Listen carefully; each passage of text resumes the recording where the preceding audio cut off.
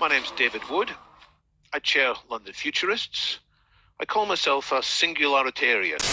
Welcome to HealthGevity podcast and today's captivating discussion with a true visionary and luminary in the world of technology and futurism, David Wood. With a career that reads like an odyssey through the evolution of the smartphone industry, David has emerged as a leading futurist, speaker, analyst, commentator, and prolific writer. David's journey began with the co-founding of Symbian in 1998, a pivotal moment in the smartphone revolution. But his story doesn't stop there. His deep expertise stems from years spent designing, architecting, implementing, and supporting smart mobile devices, with notable stints at Scion plc and Symbian Limited. As if that weren't impressive enough, David served as the CTO and technology planning lead for Accenture Mobility. What truly sets David apart is his unwavering focus on exploring the profound transformations that technology can bring to society and humanity. His work revolves around the remarkable changes catalyzed by accelerating technological disruption, deftly guided by the nuances of social and political responses. David is not only a pioneer in technology but also a prolific author. His 12 books, including The Death of Death, co-authored with José Luis Cordero, explore critical topics such as the singularity, vital foresight, the abolition of aging, and sustainable superabundance. His influence is undeniable, earning him a well-deserved spot on T3's list of the 100 most influential people in technology back in 2009. Beyond his writing, David's commitment to the future is unwavering. He serves as the chair of London Futurists, a non-profit organization boasting over 9,000 members, all dedicated to exploring the limitless potential of our rapidly changing world. With a background in mathematics from Cambridge University and an honorary doctorate in science from the University of Westminster, David Wood stands as a true luminary in the fields of accelerating technology, transhumanism, and techno-progressive politics. So, get ready to embark on an intellectual journey as we delve into the mind of a futurist who continues to shape our understanding of what lies ahead. So welcome, David, and thank you for being with us in HealthGevity podcast. It's a real pleasure to be here. Your podcast, from what I can see, is already going from strength to strength. Great, thank you. Well, actually, first of all, I have to say that Jose and I really missed you in, HealthSpan Summit that we just went to in Saudi Arabia, and X Prize they announced their biggest prize of $101 million to somehow rejuvenate human being. And it was amazing. We met a lot of amazing people like Peter Diamandis, Sergey Young, a lot of people that were active in the field of longevity. So maybe actually in another time, but we really miss you there. It was amazing. It was clearly a transformational event. The X Prize is highly significant, the largest prize ever by some reckoning. Very well worked out, very thoughtfully done. It's not just a vague aspiration. There's specific things that need to be done to win this prize that will actually make a difference here and now in people's lives. So it's an excellent prize with a huge target, but the event itself seems to have exceeded expectations. So yeah, I regret not being there. I had some client requirements for me to give workshops at the same time in another part of the world, but next time I'll plan more carefully, more in advance, to allow myself to be at the next Evolution event. Yeah, hopefully. Actually, I see it as a Cambrian explosion, in the field of longevity, because Saudi Arabia are investing like $20 billion for the next 20 years on longevity, and this is amazing. I hope all other countries, just start this movement. It is so amazing. Right, it's a worldwide thing.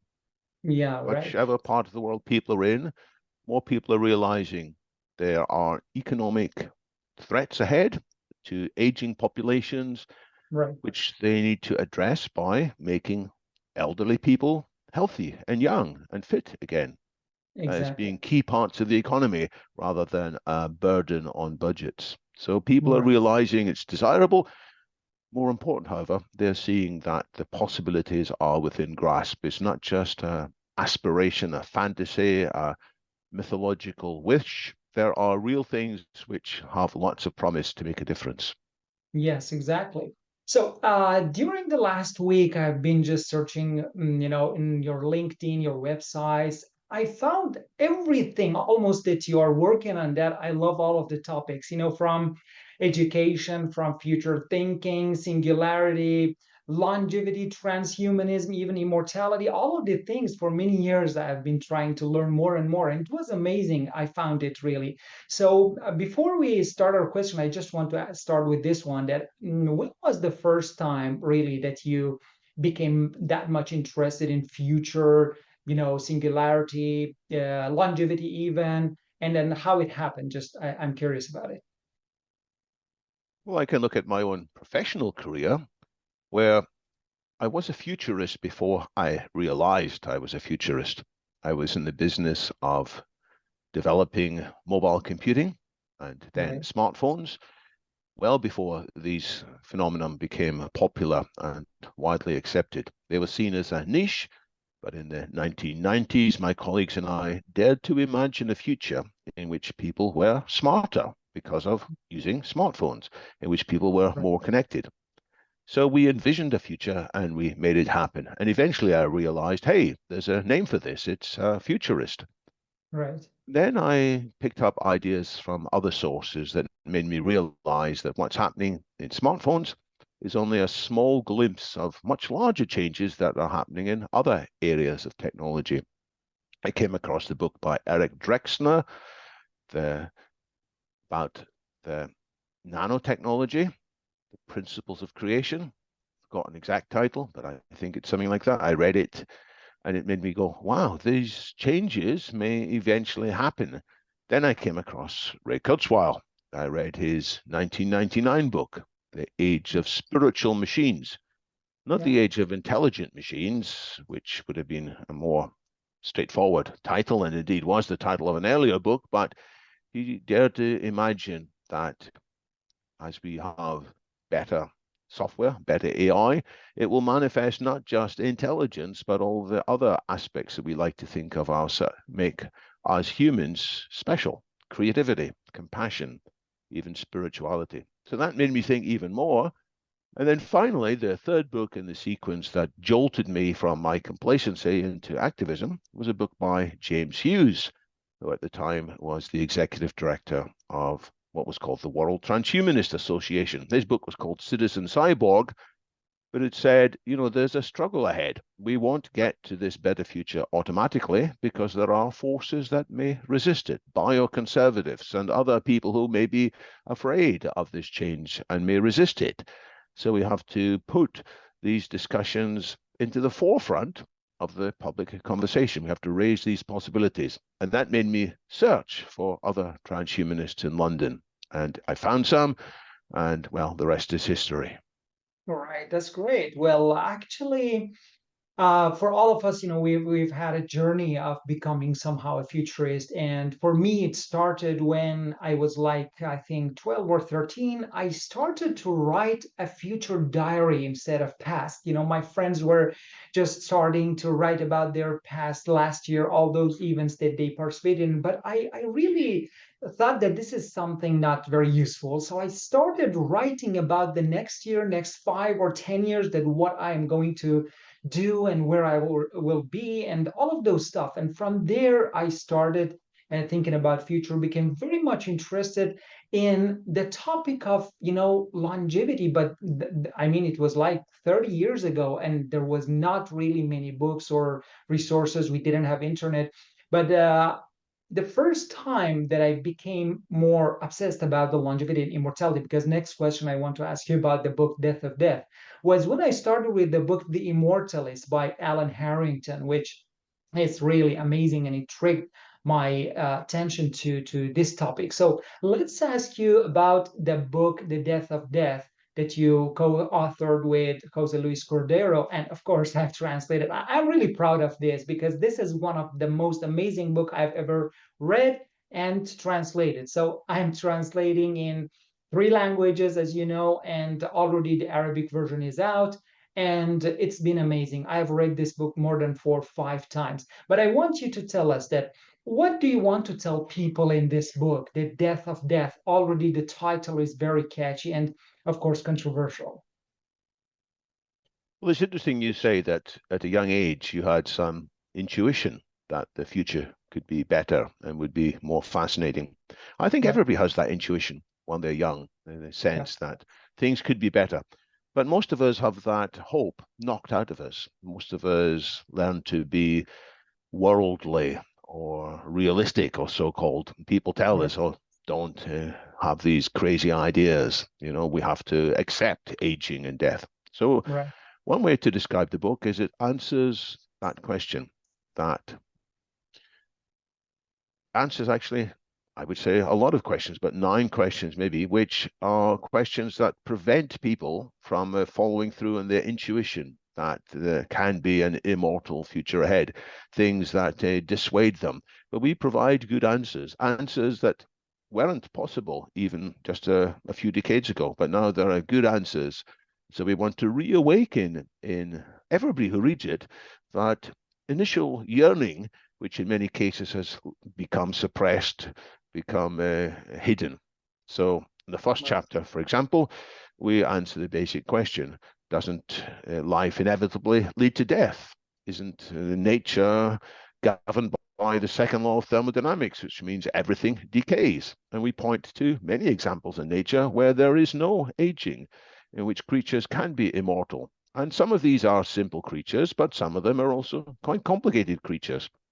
We can't point to any creature that has lived alive for tens of thousands of years, but what we can point to are creatures who, in their hundreds of years being alive, are no slower, no closer to death in terms of their biological fitness than when they were younger. These are creatures with negligible senescence. So we point this out, that nature does have ways to stave off the downward trend of the second law of thermodynamics. It's called life, and we want to point out that. So that answers the first question that people often think. And then they say, well, it's true there is a variety of different species with a variety of different lifespans.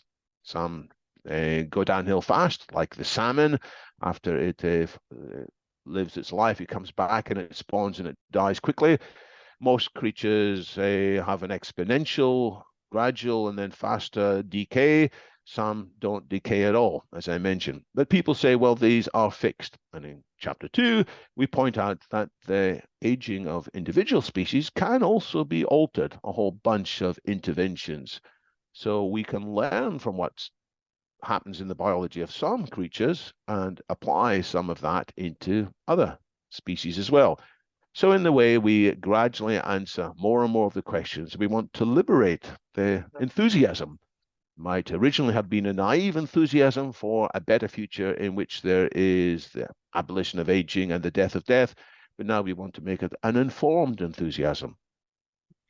Some people actually ask me, especially in Middle East where people are more religious and let's say traditional, and they talk about this topic and let's say the title of the book, they see it something impossible. And I think I talk about my perspective on this. Actually, I think being a futurist has a lot of let's say great consequences, which one of them is to see the big picture, because we are actually start from the past, right? From the Big Bang even, and then today, and then we see the trends and signals of the future. Most people, I think, stuck in the now and probably in the past, so they cannot just see these trends. So, for example, when we talk about technologies, they just see like 20 years ago and today and probably the next 5 years, but they cannot even fathom the next 20, 30, 50 years. So I think one of the problems most people have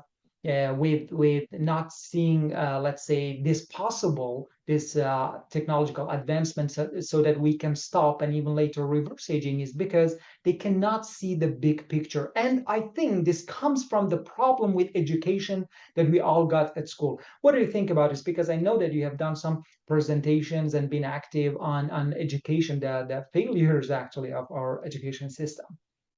These are really big questions. It's true, people lack many skills that are going to be increasingly important as the world passes through a turbulent and exciting phase. Many of the skills that used to be the most important to be taught are no longer so critical. and indeed might be an impediment. We need more than ever before to indeed see the big picture rather than just find a small slot in society and fit into that. That's how we used to be. We had an industrial age and we taught people to be members of an industrial society in which there was change, but it was relatively well managed change. So people were Actually, it's taught a how to kind be of like a definition of machine. being, expert, knowing a lot of things about almost nothing or a small thing, right? So that's why they cannot see that big picture. Yeah. Yeah. So I'm a big fan of studying history. I think that a lot of the best foresight comes out of having better hindsight, appreciating what's going on. And I'll give Ray Kurzweil a lot of credit for this. He does survey the past in considerable detail, and people don't do this in the same way. So we should look at the past. We should see how things that were taken for granted in the past became overcome, whether it's learning how to fly, but with powered flight. That was an aspiration, a mythological aspiration for millennia. The Greeks had the tale of Icarus, who flew with his wings. Actually, he flew too close to the sun and fell down.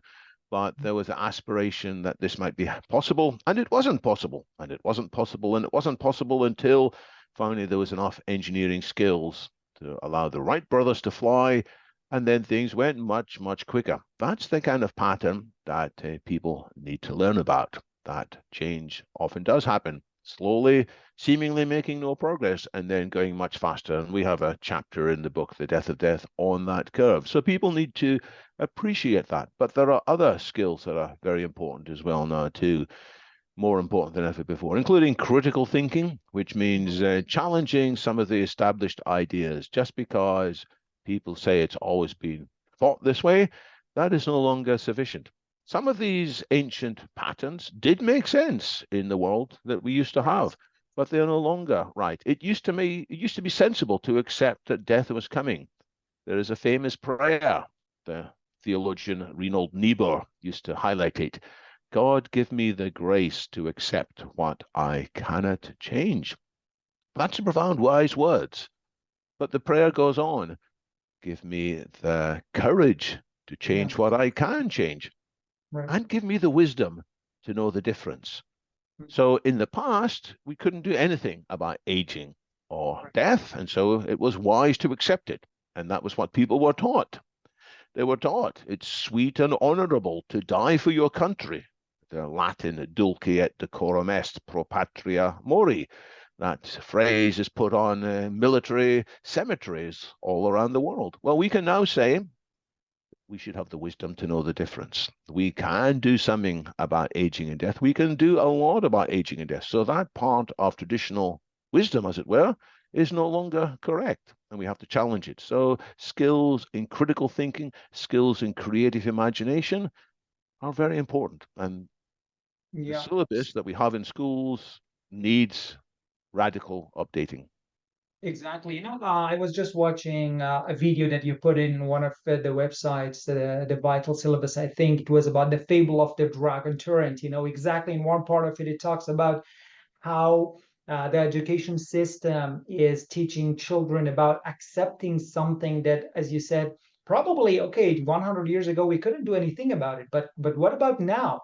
We should not accept this, that what we couldn't actually do, okay, now we can do a lot about it. So we have to, yeah, change this. And there should be a paradigm shift in education, because I absolutely do not believe in this system. That's why I have been teaching actually future thinking to children at school, and when I go there, I see that they are much ahead of this system, and no longer when I ask them that what do you want to become, they don't talk about being a doctor or an engineer or something like that.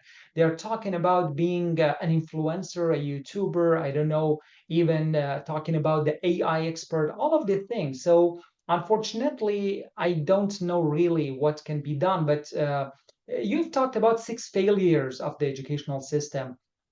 What can be done? Let's ask this. How we can really convince that authorities in educational system around the world, it's not only about the third world, even in the United States and Europe, still it's the same. So what can be done? What we can do as individual?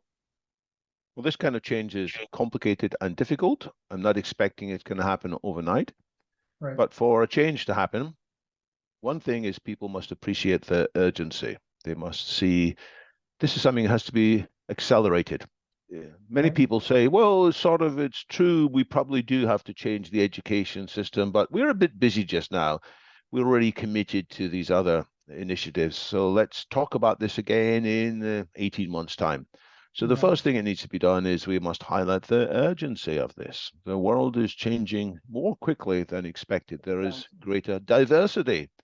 And there, I mentioned the importance of critical thinking. Why do we need that? It's because there is more fake news than ever before. Fake news, unfortunately, created for political purposes or for mischief-making purposes or for spam and robbery purposes. So we have to realize this is something that needs to be done quickly. But the second reason failures happen to change projects is they don't have a clear enough vision as to what the better positive future would be.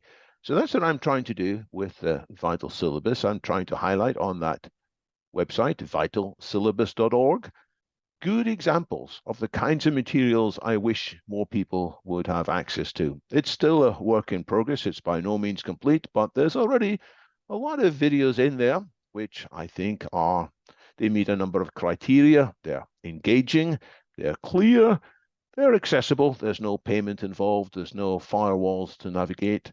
And they are authoritative. They have some good reason to be trusted and they stick to the point. So there are good examples there. And I encourage more people who share this vision to contribute other videos that they have seen and maybe to review some of the ones that are out there already. If they look at something that is on the site and they find it difficult or obscure, or maybe it's already out of date. Maybe I put it on the site 18 months ago and there's something better now, let me know. So building up a better system will help to inspire change.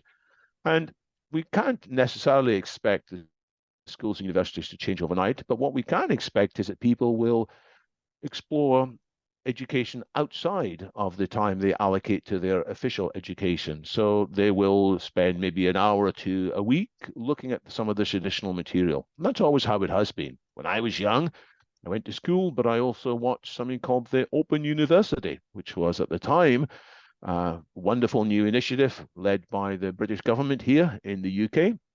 So on Saturday and Sunday mornings, I taught myself a whole bunch of stuff that I wasn't learning at school. And that again helped me to have a broader thinking. So thankfully, there are videos now all over the world on YouTube and other channels.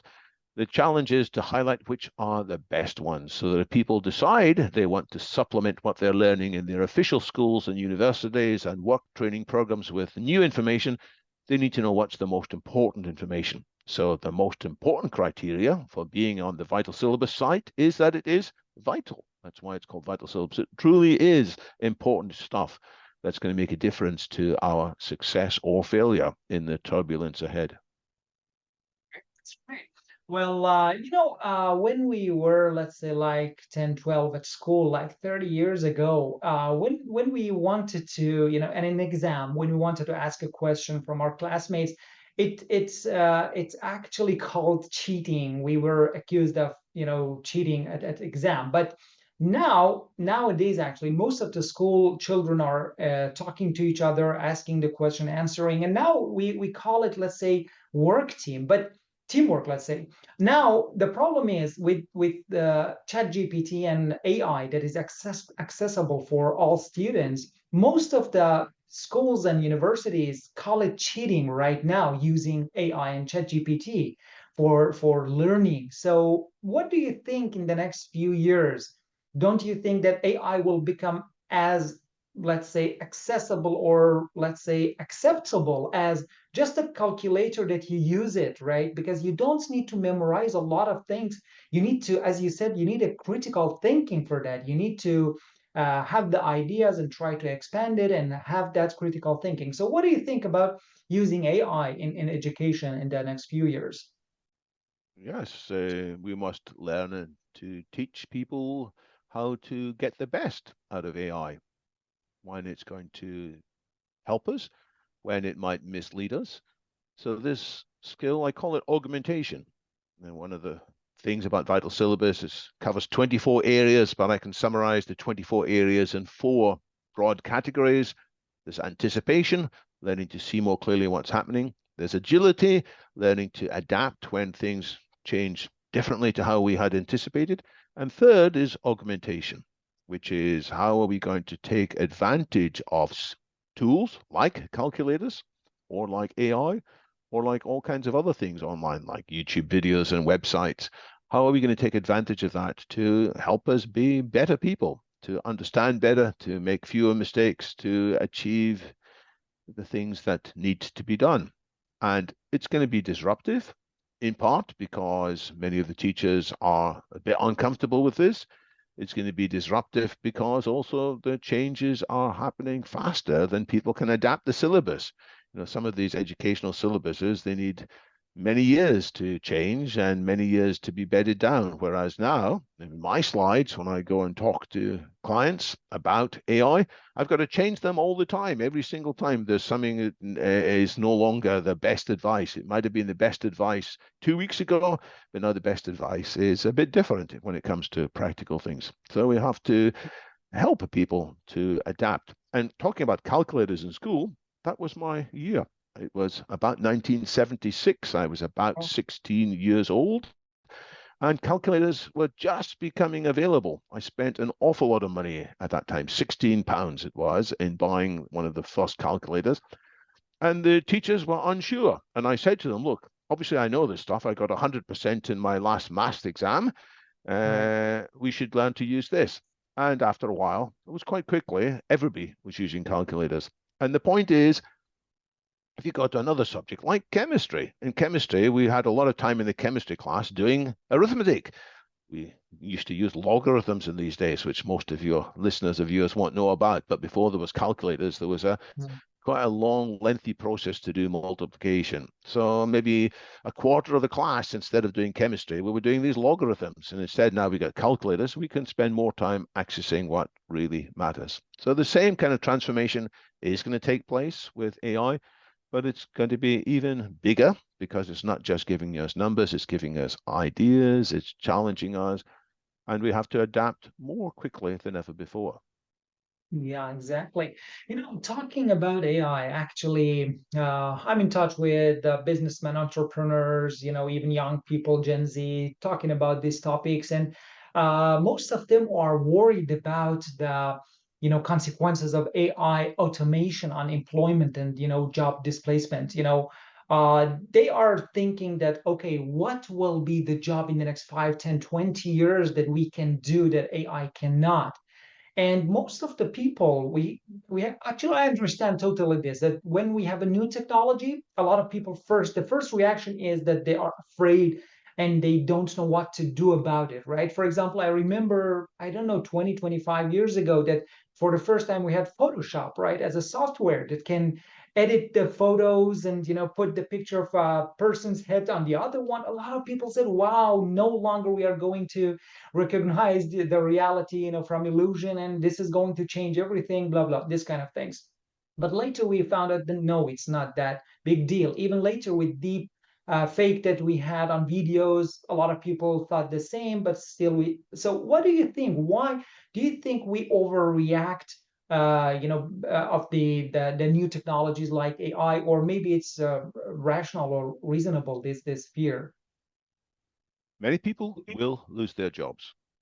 They Yeah, won't be put out of work by an AI directly, but they may lose their job to somebody who knows how to use AI in their work better than they exactly. do.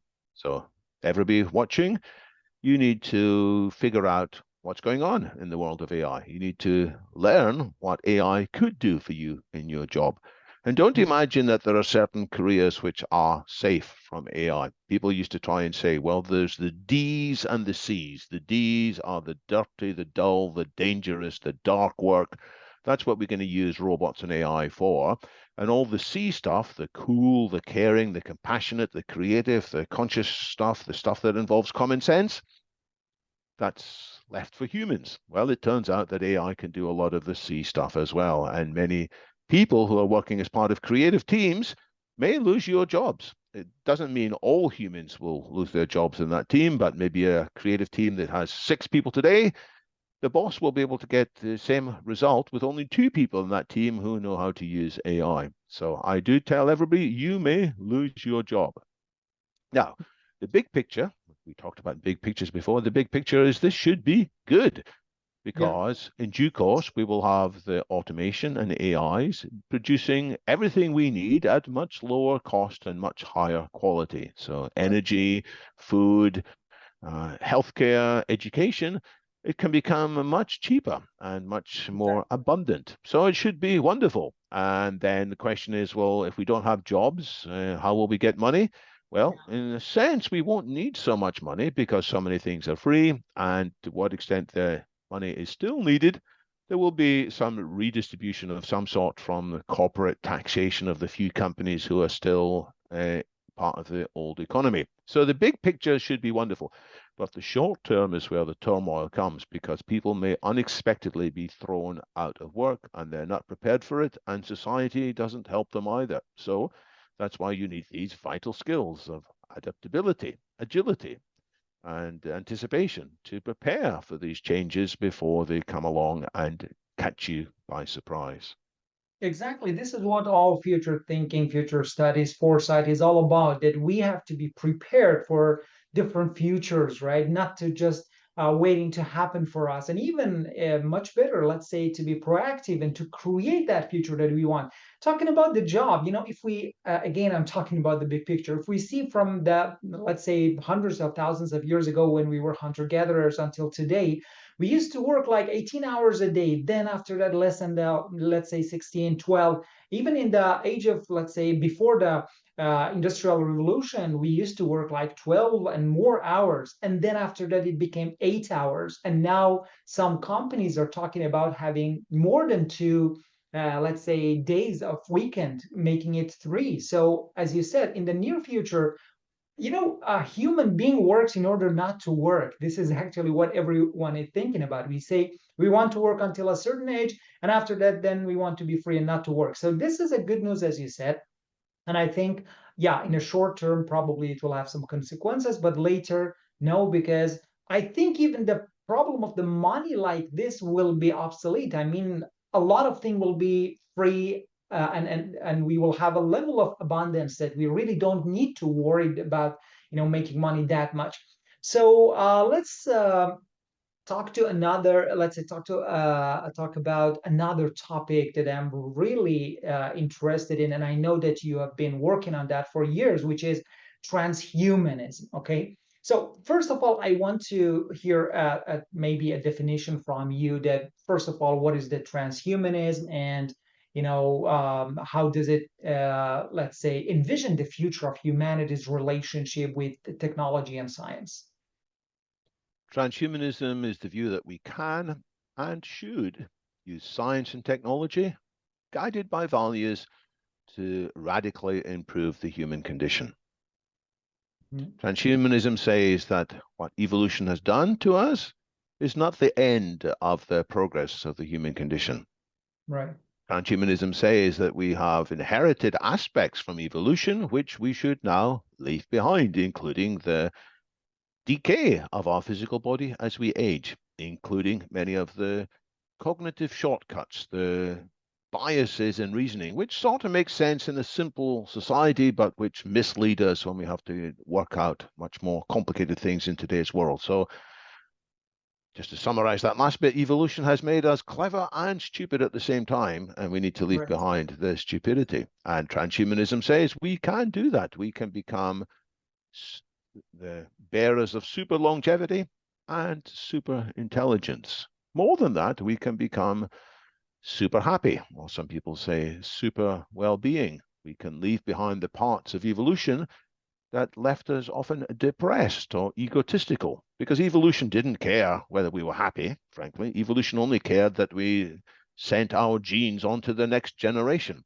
So it put all kinds of sneaky motivations into some of us that somehow, if we weren't married, we might somehow still persuade somebody else to take our genes through various under the blanket situations. So we have aspects of our psychology which are far from perfect, and transhumanism says we can do better than that as well. So that's the big picture of transhumanism. And it is the philosophy that makes sense of the general big picture trends that we talked about. Because some people say this trend is dangerous and we should not change the human condition. Whereas we transhumanists say human nature is a mix of wonderful and not so wonderful. And we have to elevate the wonderful and transcend. That's the trans of transhumanism. We have to transcend the parts of our human nature that are far from wonderful, the parts that will lead us into decay and maybe even catastrophe. Exactly. Actually, again, if we go back to the history and we see from thousands of years ago, human wanted to actually evolve, right? Didn't want to stay at the same environment with the same abilities. We try to use the different tools, and step by step we evolved ourselves. And I think personally that still we are not human. Comparing to, let's say, 100 years, 200 years later, that probably even we're not going to be in this physical biological body, still we are not a human. Who says that 500 years later, when we are maybe, I don't know, just in the cloud or a digital human, then we call ourselves a human? So I'm so passionate about this topic, and sometimes I think that we have to actually teach the things in a very simplified way to children, because this is the story of human being, and we have to change this narrative that we have to stop here and this is what we are and we have to just accept it. And if we talk from the school to children, I think the next generations will be really much different. So what do you think? Don't you think that we need to start really raising this awareness among the children, at least young people, the Gen Z, and talk about these, let's say, philosophical notion like transhumanism and even singularity, and more topics like this? Absolutely. So what the world needs is the narrative of transhumanism. Yeah. And I sometimes say that transhumanism isn't just super longevity, super intelligence, super well-being, super democracy. It's also a super narrative. It is the narrative that the world needs. And if we don't have a big narrative, guess what? We become shrunk in our horizons, and we only think about the here and the now, and we only think about ourselves. And that's why we Yeah. have a decline. That's what members of traditional religions are afraid of. They're afraid that if we give up on these traditional religious views, we will become smaller and petty creatures, only worshipping the GDP or worshipping the amount of money in our bank balance. And these things are important. I don't want to deny it, but they are not important in their own sake. They're only important for what they can help us accomplish. And that's why we need to have this narrative. The Yeah. story of humanity needs this extra boost to it, which is the transhumanist narrative. And it should be taught the right way to people of all ages. Actually, I myself have been totally disappointed from talking to a lot of authorities and politicians and even academics that, these are something that not now. I mean, when I was like 20, just like 23 years ago, I was thinking about. And I think now we are so behind, just like that story of the video of, I told you the fable of the dragon that says the guy that wants to save his father's life, and the king says, I'm sorry, we cannot save it, because if we started one day earlier to stop aging, we would have been able to do that, but now we can't do it, right? So I think even one day starting all these things is late. And that's why recently with Jose, with a lot of other people, I have started something that, like, I can really say that for 15 years, I've been thinking about it and working on that.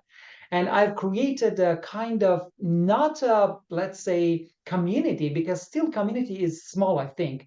I call it HealthGevity Nation. I think we need a new nation. And this nation is not based on the geography, the color, the language, nothing. It's based on the new philosophy. It's based on the ideas that we share about the humanity, about why we have to do a lot of things like stopping aging, like tackling the global challenges and all of this stuff. So we already have started having more than 20 ambassadors in 20 countries, and in 2024 we are going to just grow this. And we want to raise the awareness among just public, not academics, to think about these notions and to share their ideas and try to spread it as much as possible. Because when we have hundreds and millions and billions of people that they think we have to take action against something like aging, then I think the politician authorities, they are forced to actually to take action, right? What do you think about just doing like this, bringing more and more people so that we can push for taking more action? I think it's very important. I think it's been said that we are the average ourselves of the 5 people that we spend most of our time with.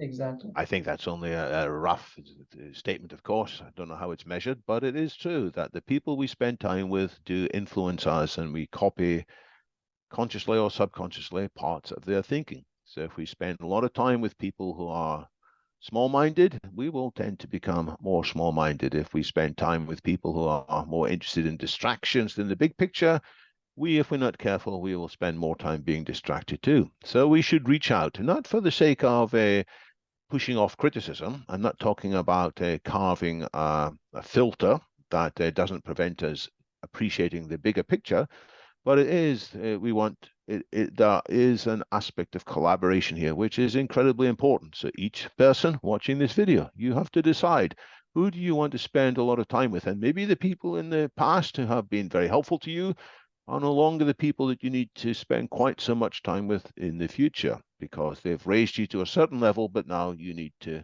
perhaps connect more to different people.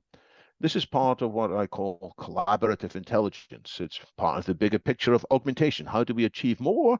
We achieve more with technology, we achieve more with tools, but we also achieve more by being connected with people who can help us to understand more fully.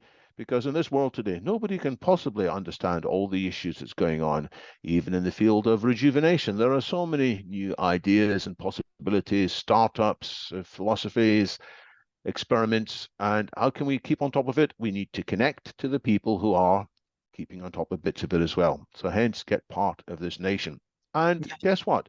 When there's a bigger public group, politicians will listen as well. Yes, Politicians, exactly. at least some of them, are also in the back of their mind thinking the same things. Maybe some of them, they were inspired too when they were 12 years old that the world could be radically better. Maybe that's why they got Mhm. into politics in the first place, many of them. But they no longer believe possibly in that immortality or transhumanist future. They may never Right. have used these words, but they maybe had these aspirations. That's got knocked out of them. But as they see this public pressure, it will reawaken in them. And some of them will then raise the points in Parliament. And we will have more public resources directed to accelerating the advent of this superabundance in the near future. Yeah, exactly. And then talking about, this being the average of 5 people around you, actually, it's not just psychological, because I'm interested in microbiome and all this stuff. And these are a lot of studies that show that when we are in touch with those people, when we talk to them, when we hug them, when we just shake the hand, we are sharing our microbiome. And microbiome has now a very important role in our immune system, in our behavior, even in our thinking, because there was a study showing that if we just, let's say, transmit a microbiome of, let's say, depressed mouse to a normal mouse, that mouse will become depressed or angry or different kinds of just behaviors. And I think even this is more important, because if we spend our time with people who have the same goal and thinking, and they're positive, and they have this let's say mindset that we need to do a lot of changes in our lifestyle, I think then we'll become like that. And every time I've been really thinking about that, to have a lot of people around myself. And I'm thinking like a parallel universe. We have a lot of universes in this world, right? Now, for example, we are in the field of longevity, futurism, all of the things. But I'm talking to some academics that even they haven't heard the word longevity, even though they are doctors, medical doctors. I can't believe that. But anyway, they are in another world. So I want to create a world for myself, for millions of people, that we are in our world, that things are different, and we have to, and we want to actually do these great changes. So let me ask you the next question, which I read your late one of your latest articles about. I think the title was Six Mind-Blowing Predictions About 2024. Since we are just going to, let's say, 2024, let me emphasize on one of them, which I'm more interested, which is the breakthroughs in health tech, which was customized medicine. What do you think in the next, not only 2024, maybe the next few years, how this technological advancement can change our life in terms of having a totally customized medicine, how it can improve our health and, of course, longevity? The first thing to say about that article is it was written entirely by GPT-4. The Okay. pictures are all came out of Mid-Journey with very little help from me. I did it just to see how good the article could be, and it's at least as good as most of the articles on the internet about the future. Right, So it right. was an Interesting. interesting experiment. And as for the content, I think the content is largely correct. I wouldn't say exactly these words myself, but the Mhm. topics are relevant and valid. Right. And on this particular question of customized medicine, it's true, there are a lot of medical treatments that are withdrawn because they have side effects, sometimes bad side effects in a number of people. And Right. because we don't know in advance who's going to be affected by these bad side effects, often the drugs cannot pass their safety treatment, safety tests. So with customized medicine, it's more of an awareness. Oh, right, I see. This treatment will work for people of this particular type. And the type may include their genetics, also include their microbiome, exactly as you said. There are many other features which mean that drugs or other medical treatments have different reactions in different people. And so we will be able to tailor soon the treatments to different people. Treatments that would not be good for some people, might even be very bad for some people, but for others will make the world of difference. It's a bit like the way AI serves up personalized messages to us these days. In the old days, a propagandist could only publish one article and it had to sort of meet the mass market. Today, AIs, for good or for ill, often for ill, sadly, they can create things that are targeted, personalized to individuals. So what I see might be a very different message from what you see. For example, I like the game of cricket. You probably don't know so much about cricket, so it might put something in there about cricketers from my childhood that I used to admire, and that's going to make me look. And before I know it, my defenses are down, and it slips in the background some suggestion, buy such and such a thing or whatever. So there is personalized advertising, which could be good if it's used wisely, or it could be disruptive. Well, in the same way, personalized medical treatments can allow much faster progress. That's one of the themes, by the way. It comes out in the very end of the Dublin Longevity Declaration, which I should mention to viewers. The Dublin Longevity Declaration is a call for more resources, a lot more resources to be applied in a number of areas. And at the end of the declaration, there's a Right. list of, I can't remember, maybe 10 or 12 initiatives which should be supported. And one of them is exactly this: personalized medicine, figuring out how treatments can be targeted to people depending on their individual circumstances. So it needs more support.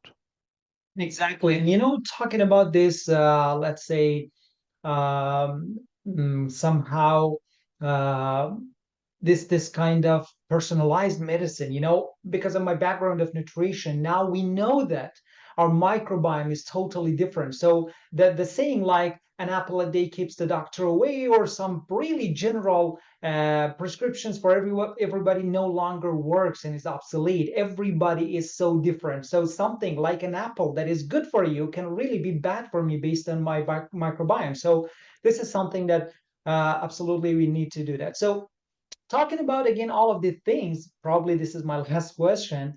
Actually, as you see probably here in my background, I'm writing a book about aging, but with the help of people in the field of longevity. I've already started talking to a lot of people from, let's say, those scientists that are working on the field of aging. The problem that I noticed is still a lot of academics do not want to consider aging as a source of most of the diseases, right? And even as a disease.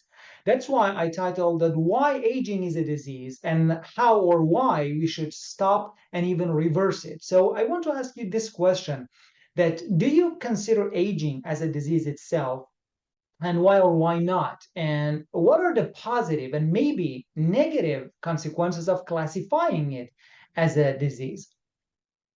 Well, the WHO, in its International Classification of Diseases, ICD, does now allow you to assign aging as an aspect of a disease. So it's partly there already.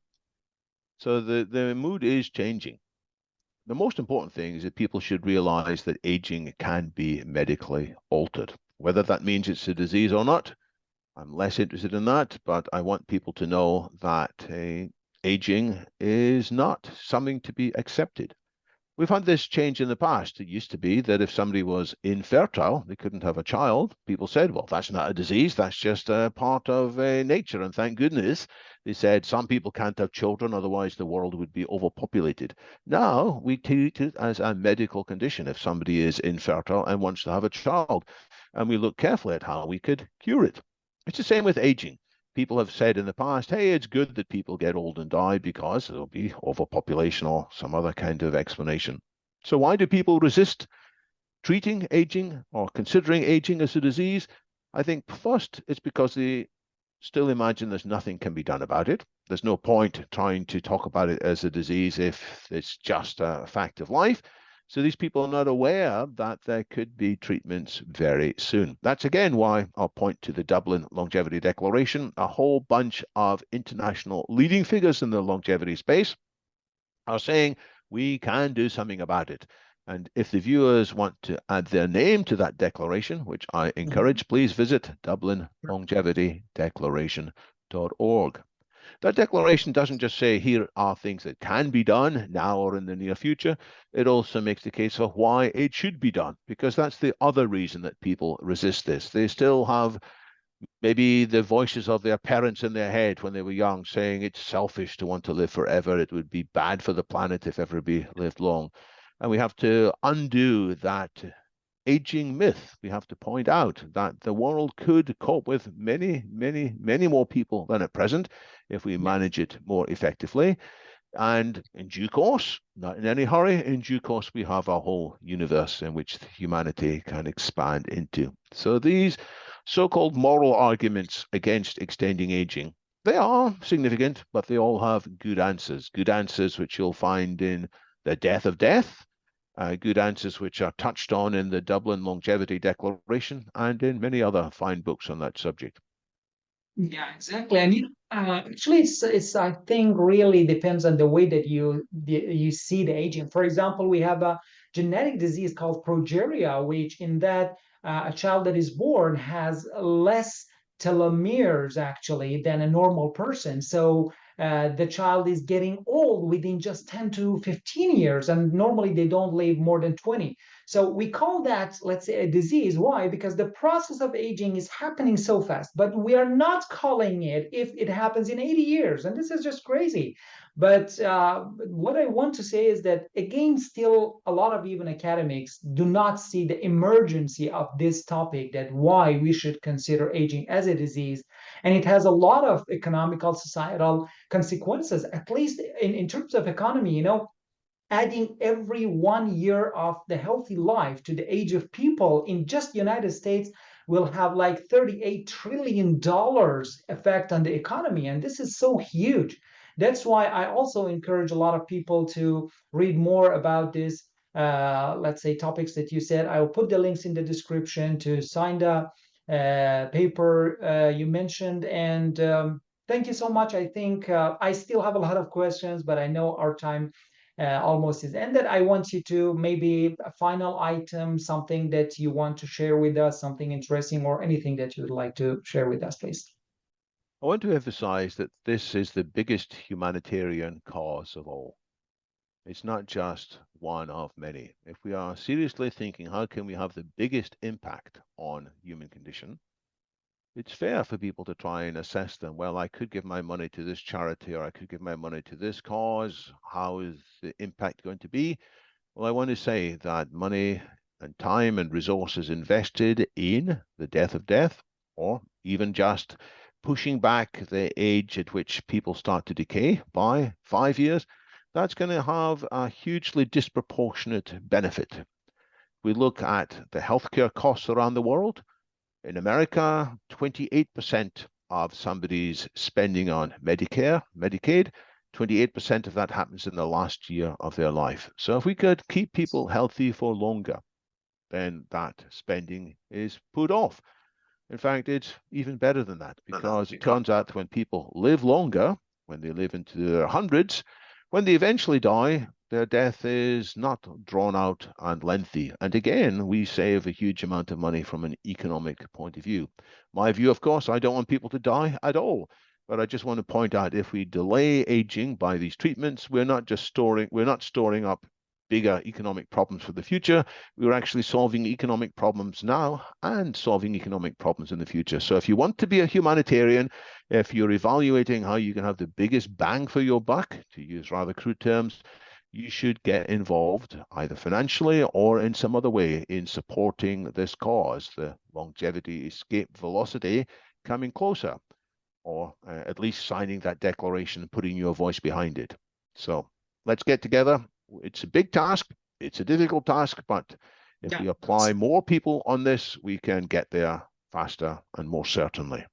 Exactly. Thank you so much. And every time I say that, health is not the priority for most of people when they are healthy, but it will become their priority when they are unhealthy. And unfortunately, we have to, just this is the mindset of most of people, and we have to try to change it.